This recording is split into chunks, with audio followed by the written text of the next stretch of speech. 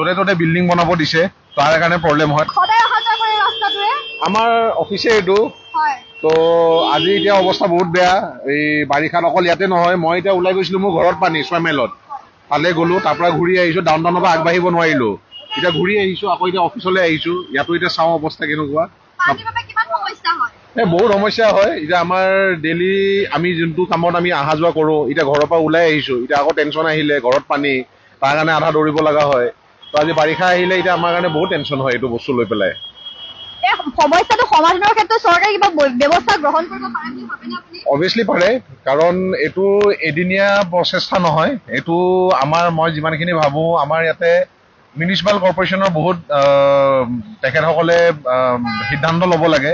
Illegal কনষ্ট্ৰাকশ্যনৰ কাৰণে বহুত problem হয়, য'তে ত'তে বিল্ডিং বনাব দিছে, তাৰ কাৰণে প্ৰব্লেম হয়, তাতে ৰাস্তা ব্লক হয়, মানে পানী জাম হয়, আৰু আউটলেটটো ক'তো নাই পানীৰ কাৰণে। আজি আপুনি গুৱাহাটী যদি চবফালে চাই, চবৰ ফালৰ পৰা আউটলেটৰ অৱস্থাটো একেবাৰে নাই। তো মেইন প্ৰব্লেমটো সেইটোৱে হয়।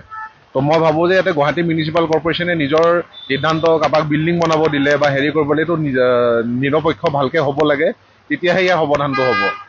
ধন্যবাদ আপোনাক।